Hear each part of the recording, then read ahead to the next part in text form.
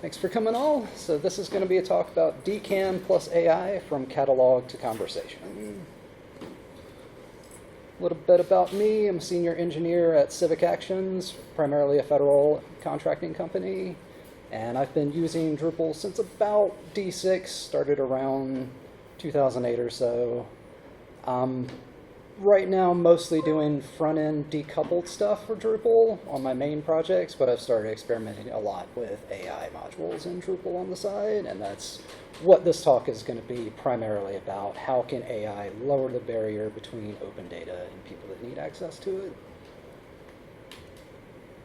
So open data is a simple promise. Governments and institutions should publish what they know as long as it's not a security risk, and this initially came out of a 2013 executive order and was later codified into law through the Open Government Data Act in 2019. And this states that agencies that have non-sensitive data should publish that in an open, accessible way so that people and researchers can access that and use it to solve whatever problems they're working on.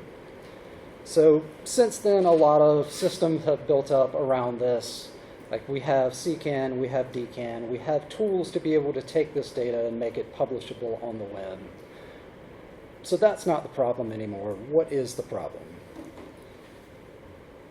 So open data says that it should be fair, which is findable, accessible, interoperable, and usable. So these are the principles around open data, how it should be, viewed and made accessible.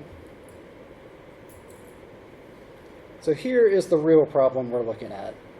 We have this giant data set, and somewhere in a 12 million row CSV is the answer that someone is looking for.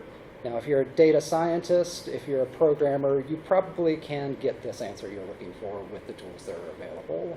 For a non-technical user that doesn't know that these systems exist or how to use them, how do you get that answer to the end user? So that is the gap we are looking at. A published data set doesn't necessarily mean an answered question to an end user. And everything I'm really looking at for the rest of this talk is how do you get that answer to the end user. So first, what is DKAN? It is a distribution for open data catalogs, been in active use since 2013 and inspired by CKAN, which is the Python-based open data platform, and that one is kind of the industry standard, much bigger platform. But DKAN really solves a use case of agencies that already use Drupal. It gives them a way to publish their data without having to adopt a whole separate platform. DKAN was previously maintained outside of the Drupal ecosystem, kind of its own repository, but with DKAN version 4, it has been migrated onto Drupal.org in kind of the official module capacity. So it's a module now, it's not actually a distro anymore? It is a module now, it's no longer a distro. So there are a lot of components to DKAN. The two main ones I'm focusing on here are the metastore and the data store. And the metastore is kind of all of the information about your data, the title, the description, the tags, the categories. This tells you what exists in that data set. And then the data store is your actual distribution. That's where the rows of a CSV would get ingested into Drupal, and that's where the answer to most of the questions people are looking for are going to live. So metastore is discovery, and then data store is where the actual data lives. So this is kind of what a typical data set page on a DKAN site would look like. Kind of everything around the edges is pulling from the metastore, the description, kind of the categories at the top. And then everything in that table preview is pulling from the data store. So this is the data that exists within the CSVs or whatever data is being pulled in. And in addition to being accessible on a page, this is all also accessible via REST API, so you can build applications and decouple front ends around DKAN as well. So when querying data, we have kind of the structured query language, which resembles SQL, but is not a complete representation, and this is for security purposes. We don't want raw SQL queries run on the data, so it's very bounded and constrained, but you can still do most of what you could do with a SQL query in our REST calls.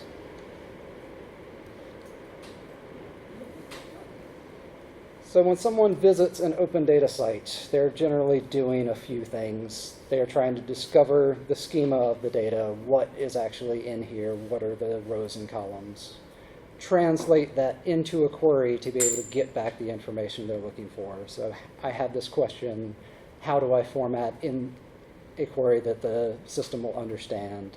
And then how do I put that into a visualization or sample data set of, a representation of what I want to see?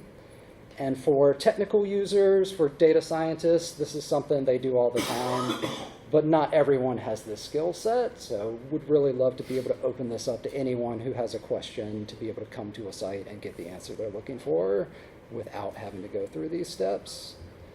And it turns out this is actually something that AI is extremely good at. So discovering a schema, reading through all of the rows and columns of a data set, finding what's available, forming the query, translating natural language into a formal query language, something AI is excellent at, and then picking the right visualization for the data we have available. It's another great use case.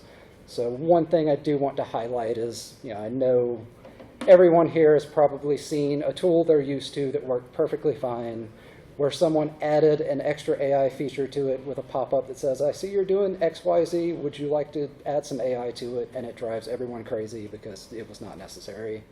But this particular use case, I think, is one of the most perfect pairings I can think of for AI to really be able to assist users to do something that would be much harder without it. So there are a couple ways I'm trying to close this gap, each mapping to a different module.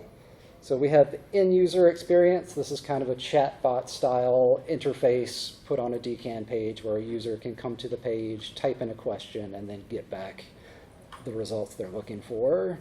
And then on the other side of that, I have an MCP module set up, and this is for agents to be able to externally come to the site and access the data without having to scrape through the site manually or hit the REST API. It's kind of opening up a dedicated lane for AI agents.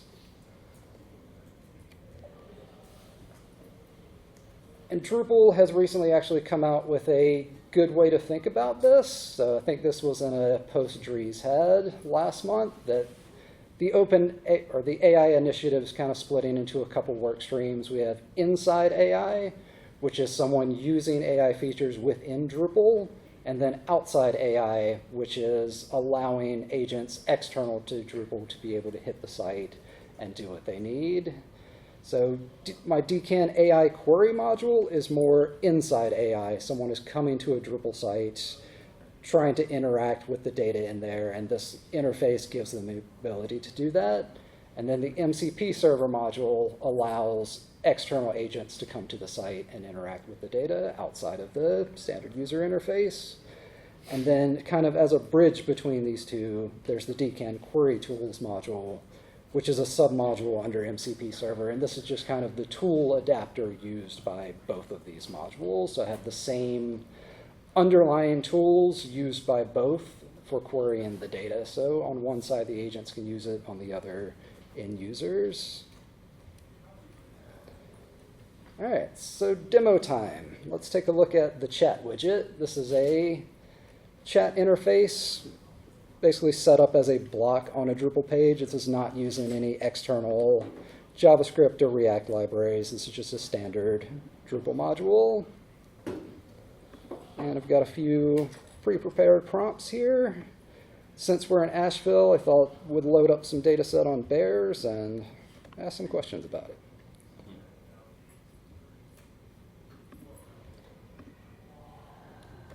Let's ask, which parks had the most bear sightings in 2014?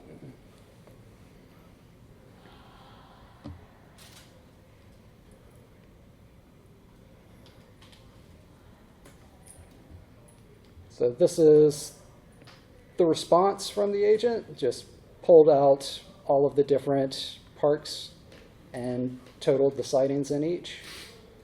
And then at the bottom here, this is all of the tools it called to reach that response. So you can see what tools were called behind the scenes from DKAN.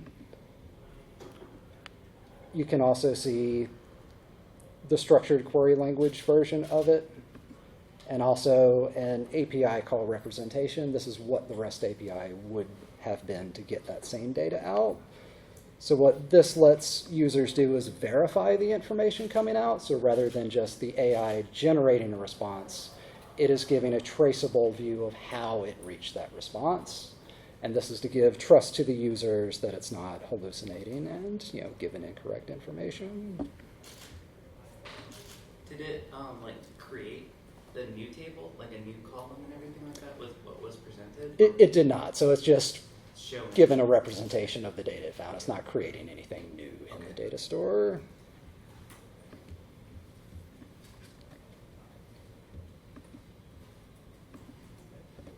Next, we'll ask you about bear sightings in the Smoky Mountains.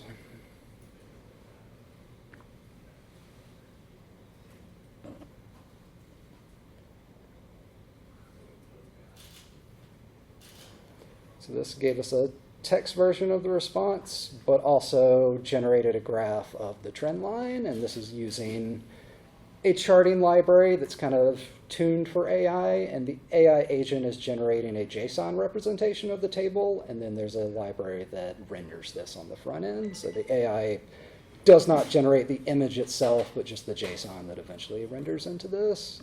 And you do have the ability to save it as SVG or PNG if you wanted to save this offline for later use.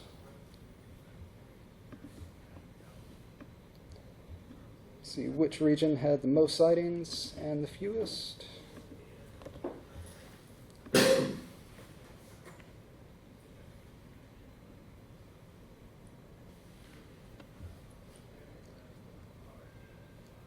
Yeah, it's like lots of sightings in Canadian national parks.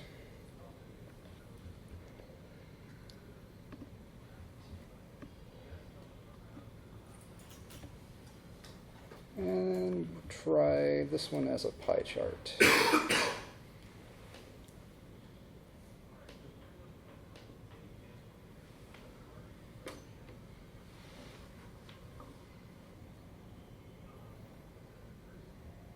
Yep, and this is using the same charting library as before, querying the data store, generating a JSON representation of the pie chart, and then having this render on the screen.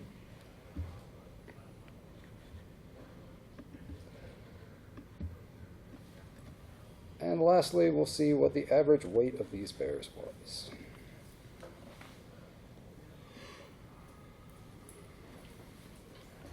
And so this is a safeguard built into the system. If a user asks a question that we cannot reliably answer from the data, it should refuse the question and let the user know that it cannot handle that question. So that is something we're really trying to build in. We don't want this chatbot just misleading users and hallucinating. So if it can't answer a question, it should give this notice that it was unable to. So I think that's it for the chatbot module. So what happened here, user asks a question, it enters an agentic loop where it calls all of the tools it has access to and then figures out how to use those tools to get the answer. And we've tuned this to where it should not do math on its own. It should not make up anything on its own. It is just using the tools available to answer the questions. And then if it cannot, it should let the user know it was unable to. The charts that came back are a library called VegaLite, and the AI is just generating a JSON representation, and then this charting library renders it on the front end. And it supports a variety of different charts for different use cases. All right, so that was the chatbot module. The other side of this is the MCP server, and we can take a look at that now.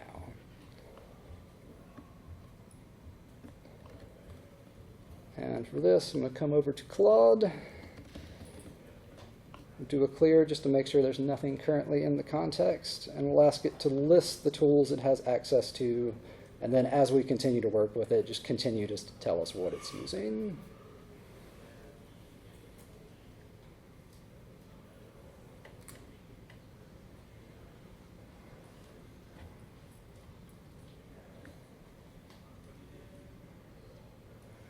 Yep, we've got access to the catalog and data sets, data stores, schemos. Harvest is for ingesting data into DKAN. And then we've also got write tools for creating data, so we can create new data sets through MCP entirely without using the web interface at all.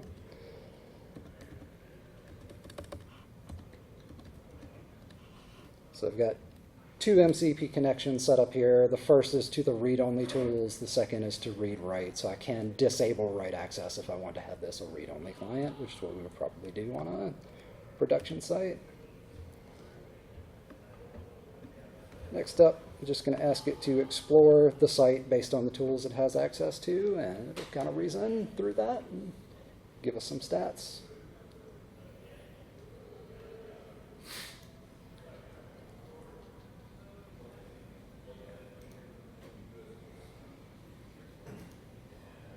So I just gave us a summary of all the data sets available.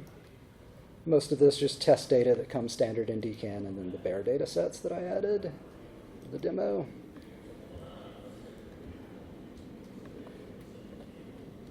And let's just see what it knows about bears. Was able to find all three of the bare data sets.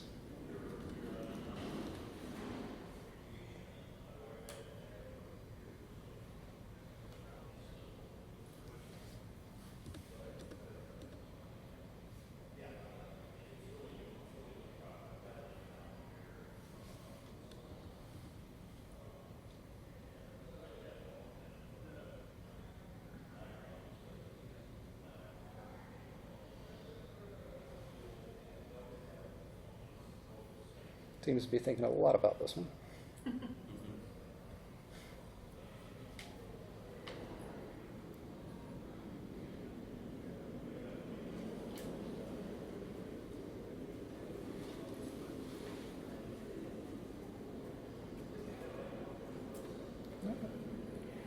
So I queried all three of the bare data sets and just gave some overall stats of what it found.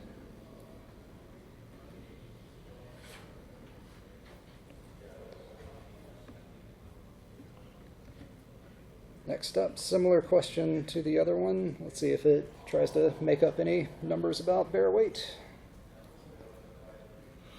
Nope, can't do that. But it did try to guess, what the average weight is of the bear. So it tried to give us some helpful information, but it just can't help itself. right. Yeah, the MCP server is outside of kind of the controls we built into the chat module, so it will give you information different from the chatbot because the MCP tool is just meant to be available for agents, and then you write your agent around it versus the chatbot tool is where all the guardrails are. So someone using the MCP server would kind of be expected to be able to put their own guardrails on it, so it didn't do that if they didn't want to. But this is just given structured MCP access to what we have in DKAN.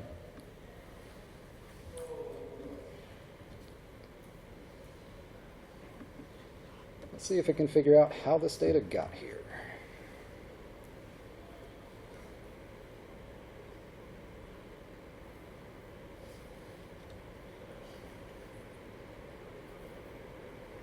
So it's looking through the harvest plans now, which is how data gets ingested into DKAN.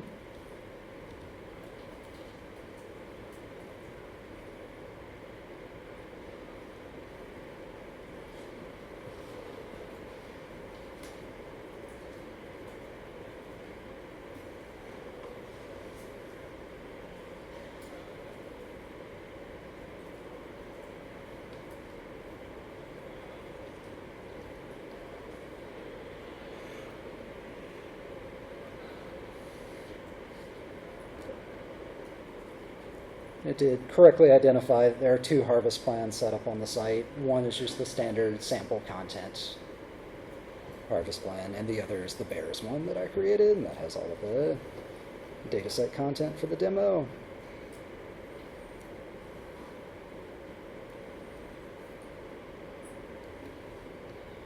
Alright, so in this MCP server setup, there are 38 total tools currently that roughly map to the REST API abilities in DKAN. 25 of those are read-only, and 13 of those have write access. So if you did want to create data sets, manage a DKAN site externally, you do have the ability to actually write data from the MCP server.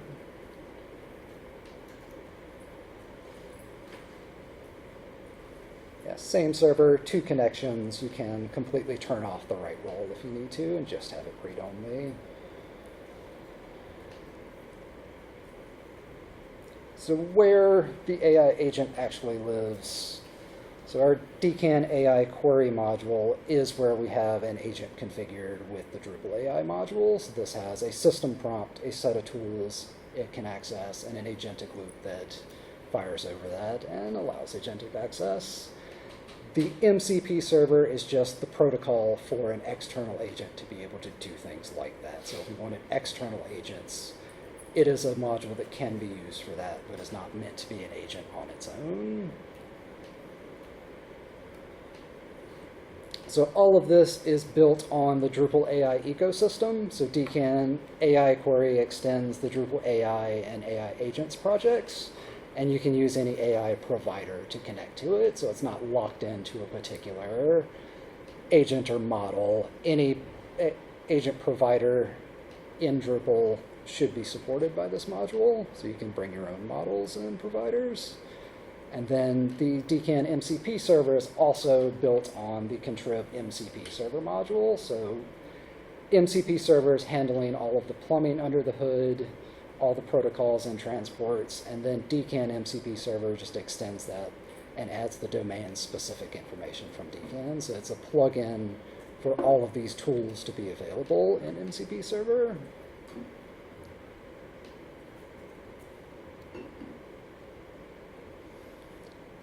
So they also have a shared service layer. So I think I mentioned this briefly before, but our chat interface and MCP interface both use the same kind of adapter module to be able to access these tools. So you can update a function in one place and have that apply to both the user-facing chat widget and the MCP server functions. And that just keeps it easier to maintain and cohesive.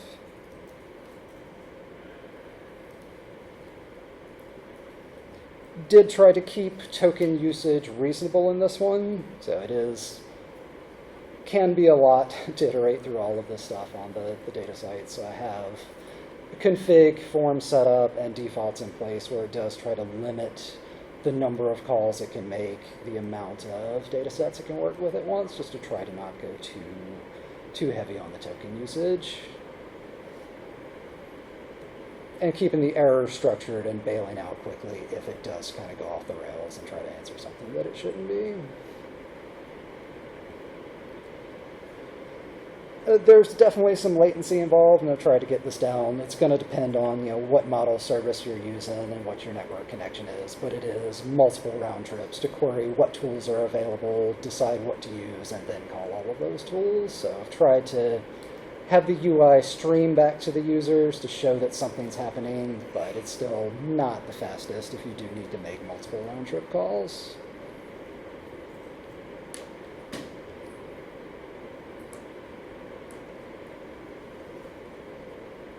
So this is something I'm working a lot with now, is really trying to make the agents more correct when at all possible. And to do that, I have an eval harness set up, and essentially every time I make a change to the tools or system prompt, I run a set of evals through the live model, grade the performance, and then tweak if needed. So essentially, edit the prompt, run the eval suite again.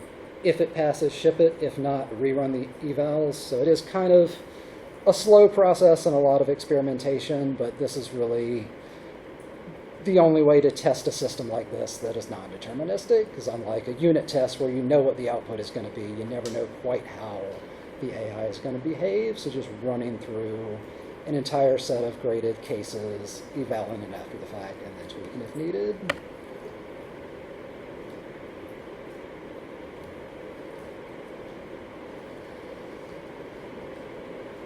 So I have kind of multiple permission layers configured, so you can set up user access permissions in Drupal, and you can also turn off whole tool groups on and on. So if you only wanted a portion of the DKAN tools available over MCP or in the chatbot, you can turn them off individually, or you can do individual user scoped permissions. And then an honest caveat here is that enabling write access to agents is very risky and definitely not something I recommend doing on your production site, or even if you have a site with live data that you're really concerned about. This is really meant to be a dev tool currently, just to give you access, when you're developing locally, to easily create data sets and manage a DKAN site. Hopefully, eventually, if AI gets stable enough, it will get to a point where we can turn a whole site loose, but it's not something that you really want to do at this time. And in closing, I'd say open data is in its own transition right now, much like developers and technology enthusiasts are having to relearn all of what we've known over the past many years to cope with the new world. The open data ecosystem is completely changing as well. I think the tools we have now don't work going forward, so really rethinking how we are making this data available to users and thinking about agents as a mainline user in their own right, and how do we really make this data available for them, because often it is users using their tools to try to reach this data in the end. So 3 things to take home. The gap of getting data out of a data set to a user is interpretation, not infrastructure. We have the infrastructure to put the data up. We just need a new way to get it to the end user, and I think that's where AI can really help. And the catalog is there to keep the AI honest, and the AI is there to make the catalog reachable. So we're doing everything we can to make the AI not generate its own answers, but just to give it the tools to access what's already in the data store. And then determinism is where it counts. Having an answer you can validate, and then AI is where it helps just getting the answer out of the data store and to the user. And I think that's about it for my talk. So I've got a couple modules up here listed. They're up on Drupal.org. Anyone can download them and use them with DKAN. And contact information on GitHub is dcgoodwin2112, dcgoodwin on most of the Drupal things, and occasional blogger at whobroketheinternet.com if anyone is curious there. So, all right, I think that's it. Thank you so much. Any questions? And if there's any questions, repeat the questions for the recording. Okay, sounds good. Are there any government sites where the AI agent's in production yet? Nothing. This is all hobby projects currently. So, Okay. yeah. Also, too, you mentioned one thing towards the end that when we talked about like building for different users, that we would also treat the agents as a type of user. So, Right. how would you see that going into kind of like next gen web design?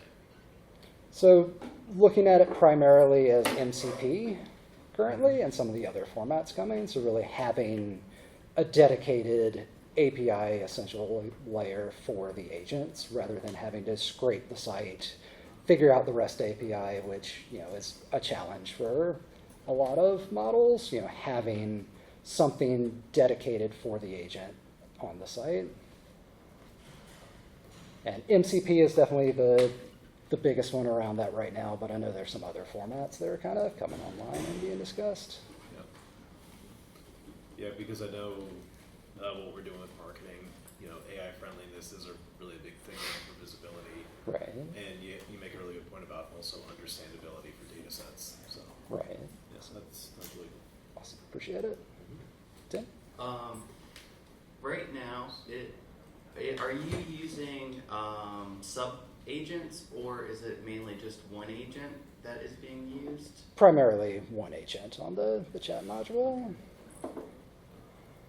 But sub-agents is something I would definitely want to look into, Yeah. because that could be really interesting.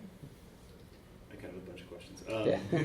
Yeah. I'll try to cram them in. When's the last time you saw hallucinate? Last time I saw it hallucinate, well, doing the MCP server directly, Yeah. it does hallucinate It does pretty hallucinate. frequently. Because Yeah. one thing I'm struggling with is like the human in the loop part. I'm kind of